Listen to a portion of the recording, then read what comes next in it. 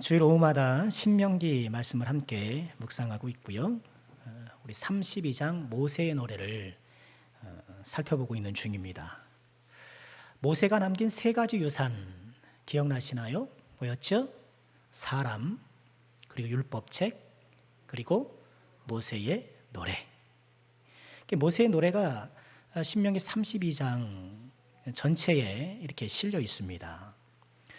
모세의 노래가 6부분으로 나뉠 수 있다고 말씀을 드렸어요. 우리가 지난주와 지지난주 연속해서 살펴보았는데 모세의 노래의 주제는 그거죠. 이스라엘이 반역했다는 거예요.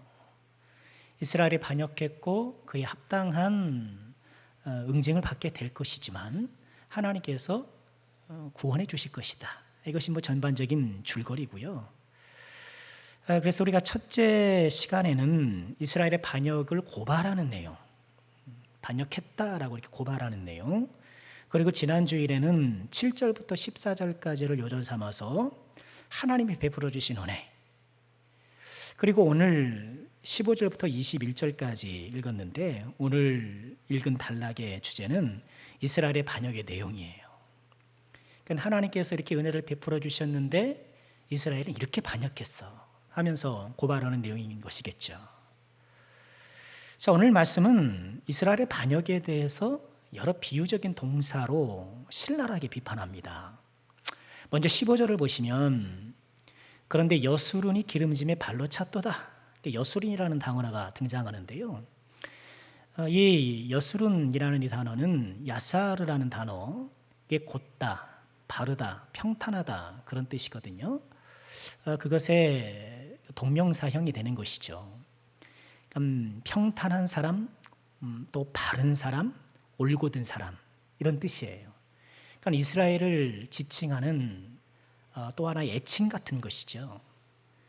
여술은 이게 올바른 백성이, 그런데 내용은 좀 다르죠. 기름짐에 발로 찼다는 거예요.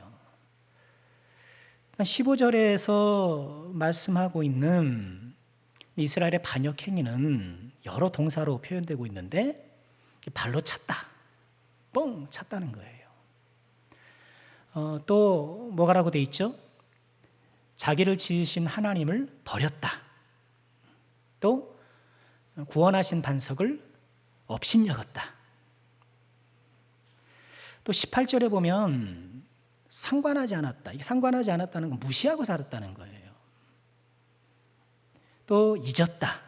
이런 표현이 곧 나와요. 그런데 이스라엘의 반역을 비판하는 이런 표현들은 가만히 들여다보면 이스라엘이 반역한 그 행위가 어떤 의미이냐, 행위의 의미에 대한 거예요. 그 행위는 발로 찬 것과 다름없어. 그 행위는 업신여긴 것과 다름없어. 그 행위는 잊은 것과 다름없어. 이런 것이죠. 어떤 행위가 있었고 그 행위가 빚어내는 의미를 설명하는 거예요. 또 반면에 16절 또 21절 이런 구절에 보면 질투, 진노, 또 19절에 보면 미워함, 경노 이런 단어들이 나와요.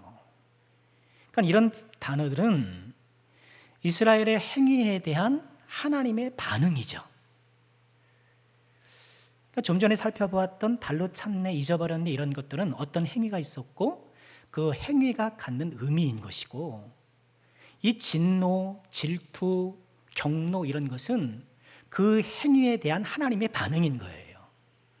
이처럼 어떤 행위에 대한 의미, 그 행위에 대한 하나님의 반응은 나타나는데 구체적인 행위는 나타나진 않아요. 구체적인 행위가 뭐냐 이거예요. 뭘 했길래 잊었다 그러고 발로 찼다 그러고, 무엇을 했길래 하나님은 질투하시고 진노하셨고, 그 무엇, 이 구체적인 행위가 뭐냐는 거예요. 그 행위가 17절에 나와요. 자, 함께 읽어볼까요? 17절입니다. 그들은 하나님께 제사하지 아니하고 귀신들에게 하였으니 곧 그들이 알지 못하던 신들, 근래에 들어온 새로운 신들, 너희 조상들이 두려워하지 아니하던 것들이로다. 다른 모든 비판의 표현들은 그 행위에 대한 의미 혹은 행위에 대한 하나님의 반응 이런 것이었는데 17절에는 그 행위의 구체적인 것이 드러나요. 그게 뭐예요? 하나님께 제사하지 않았다는 거예요. 그러니까 이스라엘의 반역의 핵심, 그러니까 이스라엘의 반역과 그에 따른 하나님의 진노 그 사이에는 뭐가 있었던 거예요? 제사의 타락, 예배의 붕괴, 그게 있었다는 거예요. 그러니까 이스라엘의 반역은 첫째 하나님께 제사하지 않은 거예요. 하나님께 예배하지 않는 것. 그러니까 오늘 말씀은 하나님께 예배하지 않는 것을 일컬어 발로 차는 것, 하나님을 버리는 것, 하나님을 업신여기는 것, 이렇게 강력하게 말해요. 그것 때문에 하나님께서 질투하고 진노하고 경노했다라는 거예요. 그러니까 우리는 예배의 부재, 예배의 실종이 하나님 앞에 심각한 범죄라는 것을 자주 잊어요. 여러분 그렇죠? 그러니까 예배는 이렇게 적어도 오후 예배 오시는 분들은 이렇게 충실하게 드리시는 분들임에도 불구하고, 그러니까 예배에 대한 우리 인식은 어쩌다가 조금 뭐 좀 빠질 수도 있지, 좀 이런 생각 안 갖고 있나요? 좀 예배는 되게 좀 생략할 수도 있지, 뭐 이런 생각이 혹시 은연중에 우리 가운데 있는 거 아니냐는 거예요. 그러니까 예배의 가치와 중요성에 대한 그런 무거움이, 그 예배의 무게가 우리 안에 좀 희석되어 있을 수도 있다는 거예요. 그런데 오늘 말씀은 예배의 부재가 하나님 앞에 반역적 범죄라는 것을 우리에게 강력하게 얘기를 해요. 그래서 저도 이 말씀을 준비하면서 다시 한번 새롭게 깨닫게 되었고 다짐을 하게 됐어요. 이 예배가 이렇게 중요한 거구나. 예배가 너무너무 중요한 것임에도 불구하고 소홀하기 쉽고 가볍게 여기기 쉽다라는 거예요. 왜 그랬을까? 왜 그런가? 그러니까 예배를 안 드려도 별일 없으니까. 예배를 안 드렸을 때 뭐 날벼락이 치고 좀 걸어가다가 좀 넘어지기라도 하고 막 이러면 되는데, 이러면 뭐 좀 정신을 차릴지 모르겠는데 그렇지 않다는 거예요. 내가 혹시 예배를 드리지 않아도 가만 보니 사는데 큰 지장이 없어요. 그런데 본문의 이스라엘 백성들도 그랬기 때문에 예배를 소홀히 했을 거예요.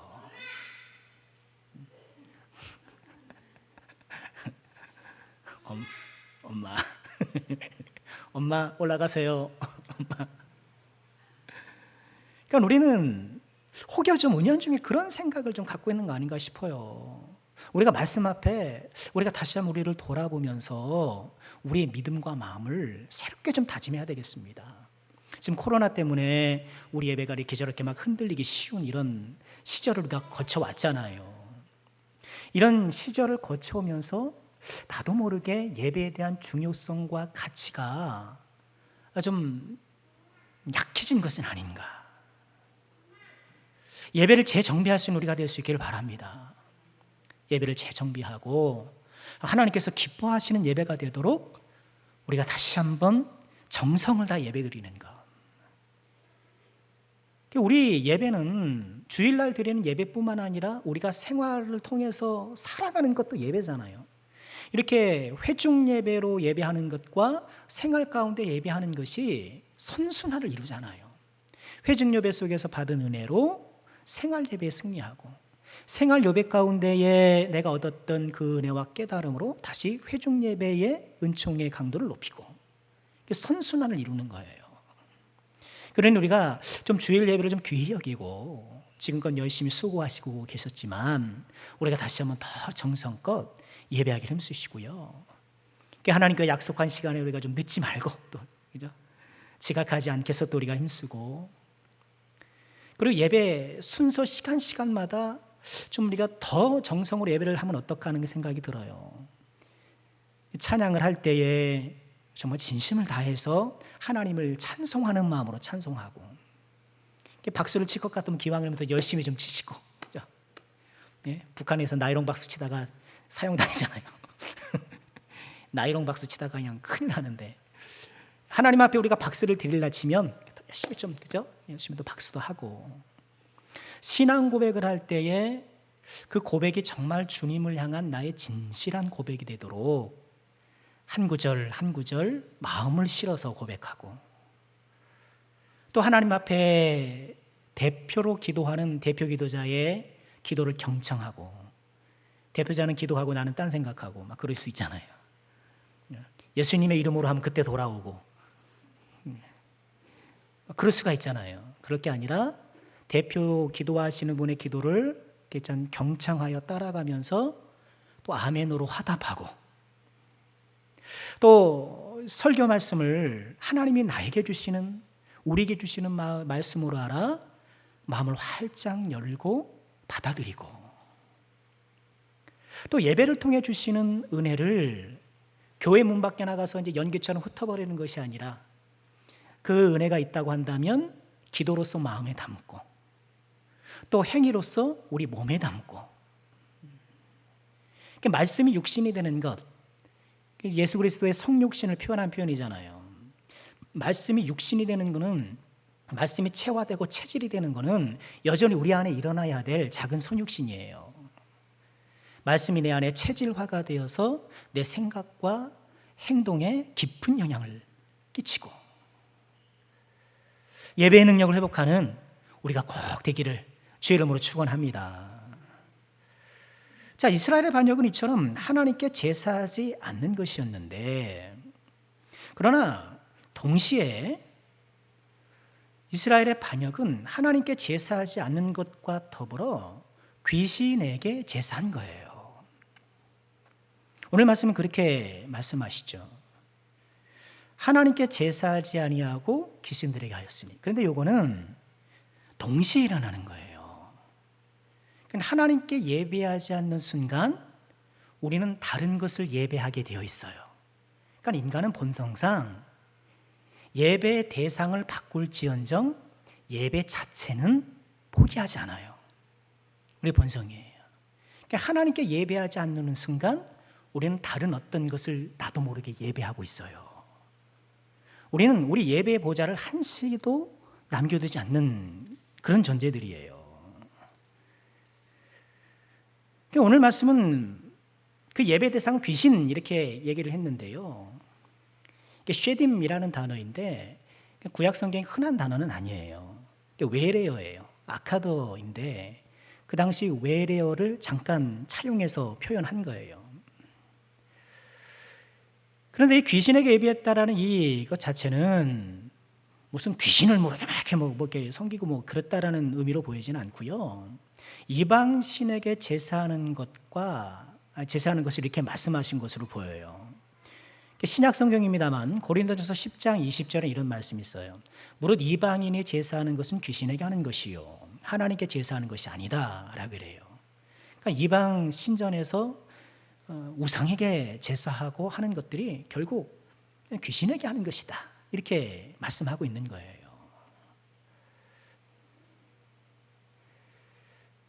우리는 다시 말씀드리면 하나님께 예배하지 않으면 다른 뭔가를 예배하게 되어 있어요.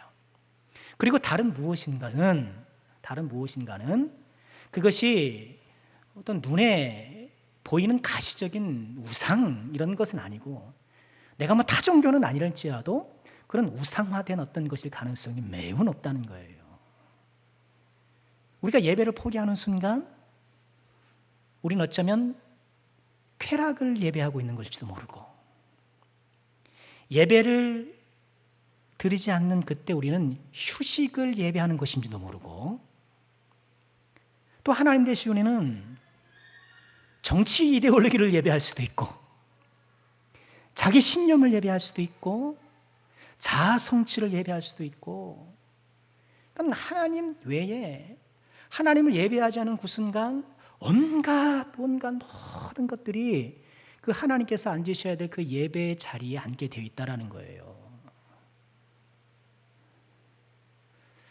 여러분, 다시 한번 우리가 예배를 재정비하기를 거듭 부탁드리고요. 우리 사랑하는 자녀들이 하나님 앞에 정성껏 예배하도록 우리가 수련회도 이제 준비하고 있는데, 수련회 최고의 어떤 은혜 받은 증거가 뭐겠습니까? 예배의 변화예요. 제 경우는 그래요. 제 경우는 저도 모태신앙이고 아버지, 할아버지, 그 할아버지, 아버지, 뭐 고조 할아버지 때부터 예수를 믿어왔습니다만 그냥 교회 다녔지 몰랐거든요. 안 다니면 혼나는 것 같고 혼나고 그래서 그냥 다녔지. 수련회를 통해 은혜를 받으니까 중학교 1학년 때 처음 은혜를 받으니까 예배가 너무너무 즐겁더라고요. 예배에 대해서 새롭게 눈을 뜨게 되더라고요.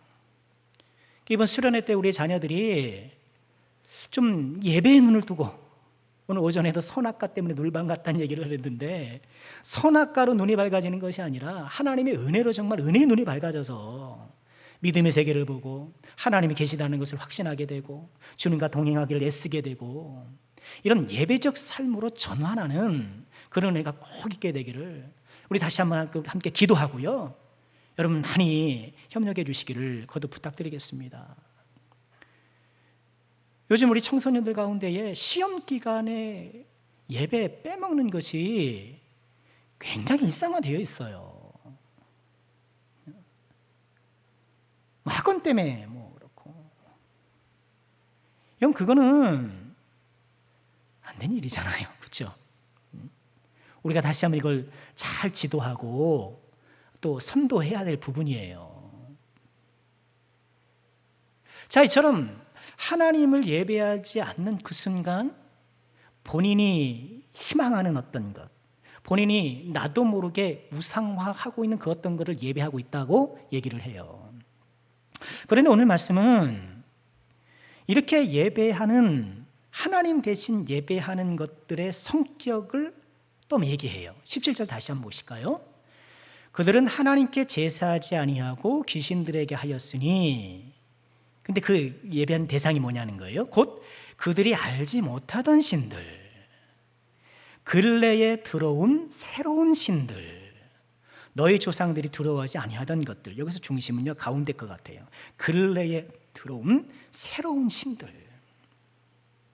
하나님 대신 예배하는 것을 이렇게 들여다보니까 근래에 들어온 새로운 신들을 섬기더라는 거예요.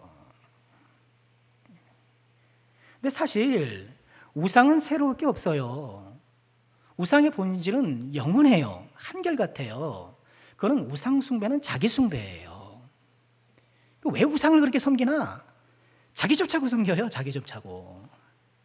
가만 보세요. 이 세상의 모든 종교가 자기 쫓아고 하는 것이지 우리 기독교는 달라요. 나 쫓아고 하는 것이 아니라 하나님 쫓아고 하는 거예요. 하나님의 뜻을 준행하기 위해서 예수를 믿고 그 준행하는 가운데 하나님께서 우리의 삶을 채워주시는 은혜를 경험하는 거예요. 우상 숭배의 본질은 변하지 않지만 그 양식과 양상은 그때그때 좀 달라졌던 모양이에요. 왜 이스라엘은 하나님을 버리고 근래에 들어온 새로운 신을 예배했을까? 왜 이스라엘은 하나님을 버리고 근래에 들어온 새로운 신을 예배했을까? 저는 그 답이 근래에 들어온 새로운 신이라는 이 단어 안에 있다고 봐요. 새로운 것. 왜 그들이 하나님을 버리고 새로운 신을 섬겼는가? 그것이 새롭기 때문이에요. 오늘 말씀에서 새로움을 강조하는 거예요. 새로운 신을 섬기더라. 왜요? 사람은 새 것을 좋아해요. 새 것에 호감을 가져요. 여러분 새 거 좋죠? 새 옷, 또 새 신발, 새 가전제품, 새 냉장고, 새 텔레비전 썼다. 새 집, 새 집이 지어지고 있잖아요. 우리 성도님들 많이 이사 가시길 바랍니다. 교회 가까이로 오셔가지고. 아니에요? 좀 비싼가요? 좀 비싼가 보더라고요. 혹시 뭐 또 지원 안 하셨어요? 우리는 그 청약 이거 넣는 거 있잖아요. 좀 하셔도 되셨으면 좋겠는데. 새 집도 좋고 새 사람도 좋고 새로운 문화도 좋고 새로운 사상도 좋고, 그러니까 새로운 것이 등장하면 그것을 주목하고 호감을 갖고 다가가는 것이 우리 일반적인 성향이에요. 그래서 우리 안에는 새로운 것은 좋은 것이라는 그런 인식이 자리 잡고 있어요. 새 거는 좋은 것. 와, 새 거다, 새 거다. 좋아한단 말이에요. 바울 사도가 2차 전도 여행 때 아덴이라는 곳에 갔었는데 사도행전은 그때 상황을 이렇게 전해요. 사도행전 17장 16절에 보면 바울이 아덴에서 그들을 기다려, 이게 선교 동역자들을 기다리다가 그 성에 우상이 가득한 것을 보고 마음에 격분했다. 이 아덴이라는 도시를 가니까 우상이 가득한 거예요. 그러니 의로운 분노가 느껴지는 거예요. 이게 이제 하나님 섬겨야 되는데 이렇게 우상만 섬기고 있네. 의분을 느낀 거예요. 이어지는 17장 21절에 보면 이 아덴의 상황을 이렇게 얘기를 해요. 모든 아덴 사람과 거기서 나그네 된 외국인들이 가장 새로운 것을 말하고 듣는 것 이외에는 달리 시간을 쓰지 않더라. 우상이 가득한 아덴을 보는데 이 우상이 가득한 것과 더불어서 그 사람들이 살아가는 성향을 보니까 가장 새로운 것을 말하는 것 외에는 달리 시간을 안 쓴다는 거예요. 계속 새로운 사상, 어떤 새로운 철학, 새로운 종교, 어떤 새로운 문화, 관습 이런 것들에 막 흥미를 갖고 그것들 탐닉하기에 바쁘더라는 거예요. 사도행전이 아덴에 대한 이야기를 보면, 말씀을 보면 그 성에 우상이 가득한 것과 새로운 것을 탐닉하는 문화가 매우 밀접한 관련이 있다는 것을 보여줘요. 그렇다고 한다면 지금 우리가 살아가는 21세기 대한민국은 정말 위험한 상황이라는 거예요. 왜요? 하루가 멀다 하고 새로운 것이 막 쏟아지니까 새로운 정보가 막 등장하잖아요. 새로운 물건이 막 등장하잖아요. 여러분 지금 다 스마트폰 쓰시죠? 우리 권사님들도 다 이제 스마트폰 쓰니까. 근데 저는 스마트폰을 굉장히 늦게 썼어요. 투지폰, 옛날 투지폰 있죠? 018. 투지폰을 제가 한참 썼는데 어느 날 스마트폰이 이게 나온 거예요. 써본 사람들이 좋다는 거예요. 그래 한번 써봐야지. 근데 당장 할 수는 없잖아요. 그래서 언제쯤 할까 이렇게 딱 준비하고 있는데 한 달이 지났나 2달이 지났나 2가 나온 거예요. 무슨 폰 이름 생각이 안 나요. 1이 나와가지고 그거 살까 말까 하려고 했는데 2가 막 나온 거예요. 그럼 2 살까? 잠깐 그랬더니 3가 딱 나와버린 거예요. 아니 그렇게 막 순식간에 발발 한번 나오더라고요. 너무너무 빨리빨리 이게 나오는 거예요. 여러분 그렇죠. 지금 휴대폰 이렇게 보면 다 쓸만하고 다 괜찮다고 그러는데 매번 보면 선전해요. 사진이 잘 나온다는 등 동영상이 어쩌다는 등 막 해가지고 내 것도 쓸만한데 이 정도도 충분히 이거 아무 문제가 없는데 더 좋은 게 계속 나온단 말이죠. 새로운 물건이 끊임없이 생산되고 이전엔 몰랐던 새로운 관습들이 자꾸 나타나는 거예요. 제가 무슨 사유리 그분한테 무슨 억하심정이 있는 건 아닌데 자꾸 그 얘기를 하게 되는데 전 굉장히 좀 나름 충격적이어서 그래요. 저런 방법이 다 있구나. 아이는 낳고 싶은데 나이는 늘어가고 그런데 사귀던 남자친구는 그만 헤어져 버렸고 어떡할까? 내가 혼자 아기를 낳아야지. 이렇게 발상을 한 거예요. 이런 비혼모가 되는 이런 문화가 우리에게 소개되어지고 또 그것에 대해서 호감을 갖고 이런단 말이죠. 새롭지 않으면 살아남을 수가 없어요. 빨리빨리 속도를 내서 새로움을 보이지 않으면 이 세상은 살아갈 수가 없어요. 큰 물고기가 작은 물고기를 잡는 것이 아니라 빠른 물고기가 느린 물고기를 잡는다잖아요. 4차 산업혁명 시대는 그렇다잖아요. 남들과 달라야 되고 빨리 내가 좀 더 다른 사람과 좀 튀어야 되고 독창적이어야 되고 그러면서도 또 유행에 민감해. 다른 사람들은 못 입나 그렇게 또 민감해. 이게 참 이중적이에요. 나의 패션은 독창적이어야 하면서도 다른 사람들은 뭘 입고 사는 게 관심 있게 보는 것 같더라고요. 지금 새로운 것을 추구하고 새로운 것을 위해서 빠른 속도를 요구하는 이 시대에 옛 것이라는 것 그 자체로 사람들이 싫어하게 되는 거예요. 왜 젊은이들 교회를 싫어하는가? 새로운 것이 없다는 거예요. 맨날 그 소리죠. 뭐 목사 설교하는 거 맨날 그 소리지 뭐. 제가 옛날에 그랬거든요. 목사 설교 맨날 그 소리지 뭐. 그렇게 얘기를 했는데 제가 맨날 그 소리 하고 있는 것 같더라고요. 늘 하는 소리, 뭐 늘 하는 노래. 교회가 맨날 그 타령이라는 거죠. 새로운 게 없는 거예요. 세상은 막 번쩍 변하는데 막 시시각 날아가는데 교회는 고여 있는 것 같고 정체되어 있는 것 같고 그런다는 것이죠. 그래서 요즘 교회도 어떻습니까? 교회도 이 세상의 속도를 쫓아가려고 굉장히 노력하는 것 같아요. 소위 말하는 현대적인 교회가 되려고 굉장히 발버둥들을 쳐요. 사실 우리 대한민국의 여러 종교만큼 우리 종교 중에서 우리 기독교만큼 현대 문물의 속도를 따라가는 종교도 없을 거예요. 이미 이렇게 드럼이며 이런 신디며 이런 악기들 우리 어르신들 옛날에는 뭐 꿈도 못 꿨잖아요. 제 다니던 교회도 그랬어요. 예배 시간에 피아노가 아니면 안 돼. 피아노만 쳐야 돼. 딴 거 치면 안 돼요. 드럼이 처음 등장했을 때 드럼 그거 이제 사람의 흥을 돋구는 그런 좀 마귀적인 그 소리다. 그 리듬이 어떻다 막 이러면서 뭐 저항하는 내부 그런 의견들도 있었단 말이에요. 그런데 이미 이런 음향 시스템이나 악기는 이미 옛것이 되었어요. 이런 거 없는 교회가 어디 있어요? 이제 막 시작하는 개척교회도 저런 것이 갖춰놓고 하는데 인터넷 예배 중계 안 할 수가 없게 된 거예요. 다음 주일부터 우리가 다 같이 모여 예배하는데 다 같이 모일 수 있는데 인터넷으로 예배를 중계해야 되나? 여러분 어떻게 생각하세요? 제가 좀 판단이 잘 안 돼서 그래요. 계속 해야 되나? 또 이렇게 좀 부득이 교회를 나오기 어려운 상황에 있는 분들을 위해서는 필요한 것 같기도 하고. 그래서 자칫 그것이 우리가 현장에 나와서 더 정성껏 예배하는 것에 대해 하지 못하도록 자꾸 합리적인 지팡이를 주는 것 같고. 어쨌든 굉장히 이 현대적인 속도를 따라가려고 교회가 애쓰는 거예요.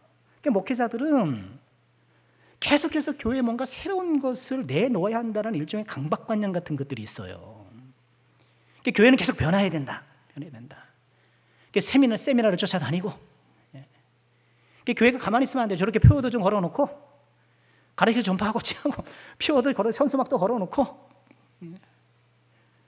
뭔가 좀 하고 있다는 것을 계속해야 되고 프로그램을 개발해야 되고 소위 말하는 목회 트렌드를 따라가야 돼요. 여러분 목회 트렌드라는 게 이런 말이 생겨났어요. 목회 트렌드. 그래서 그런 것을 쫓아가요. 한때는 제자 훈련이 유행처럼 퍼졌고 뭐 DTA 분이 알파 코스 그런 이단적이어서 이제 다 따라가지 않았습니다만 뭔가 그 시대에 유행하는 교회 운영 방식 그런 것들이 있었고 그런 것들을 막 쫓아가기 위해서 이제 막 짐 싸들고 쫓아다니는 거예요. 어떻게 하는 되나. 좀 어떻게든지 뭔가 좀 새로운 것을 와서 도입해서 성도님한테 내어놓고 그래서 우리 교회가 지금 생동감 있는 교회입니다. 움직이는 교회입니다. 이런 생동감을 주려고 그렇게 해야 된다라는 거예요. 근데 문제는 이렇게 변화와 속도에 나름 잘 따라갈 수도 있고 못 따라갈 수도 있겠지만 잘 따라가는 사람도 있고 또 잘 따라가는 교회도 있고 그렇지 못한 교회도 있긴 합니다만 이런 변화와 속도에 민감하게 대응은 하면서도 과연 내 영혼은 새로 가지고 있느냐? 우리의 믿음은 날마다 새 믿음으로 재창조, 재탄생의 은혜를 누리며 살아가고 있느냐는 거예요.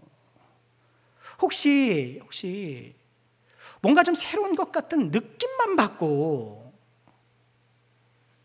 그런 감만 누리고 끝나는 것이 아니냐는 거예요. 하나님은 느긋하시죠. 어때요? 여러분 믿으시는 하나님은 느긋해요? 성급해요? 말씀 좀 해보시면 감사하겠습니다. 하나님은 여러모로 봤을 때 좀 느긋한 편이세요. 한 죄지어서 뭔가 좀 뺑뺑이를 돌면 40년쯤 하세요. 광야는 한 40년쯤 놀아야 하나님은 여유롭게 시간 많으시니까, 아니 시간 많으시니 영원하신 하나님이니까 한 40년쯤 이렇게 광야 생활하게 하셔요. 느긋하세요. 하나님은 일반적으로 느긋하신데 그분의 교회는 왜 이렇게 서두르는가? 조급해하는 것이 아닌가? 하나님 템포를 따라가야 하는데 자꾸 세상 템포를 따라가는 것에 힘을 쏟는 것이 아닌가? 속도에 치중하느라 방향을 잃어버리고 크기에 치중하느라 깊이를 잃어버리고 그러는 건 아닌가? 제가 좋아하는 찬양 가운데 그런 찬양이 있어요. 주님은 산 같아서 여전히 그 자리에 계셔. 이 찬양 아시죠? 모르세요? 모른다고 그러시네요. 그런 찬양이 있습니다. 주님은 산 같아서 여전히 그 자리에 계셔. 저는 그 찬양을 들을 때마다 제 고향 산이 생각나요.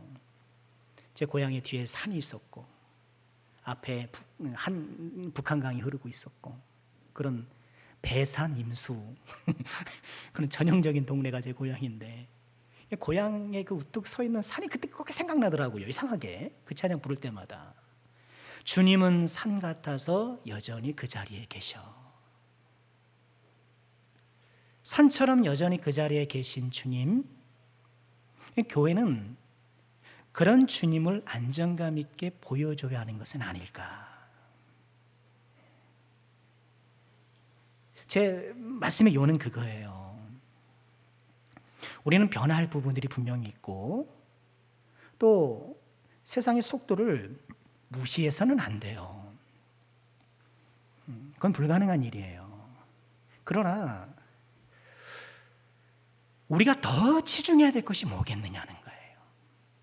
우리가 더 중심을 두고 마음을 두어야 될 것은 본질이죠. 저는 우리 남성교회가 언제 가도 한결같은 친정 어머니 같은 교회가 되기를 원해요. 언제나 한결같은 친정 어머니. 그렇죠? 우리 친정엄마는 못 보셔 그러죠, 목사님. 얼마나 깍쟁인지 몰라요. 뭐 그런 분이 계시는지 더러 계시는지 모르겠습니다만 변화하면서도 변하지 않는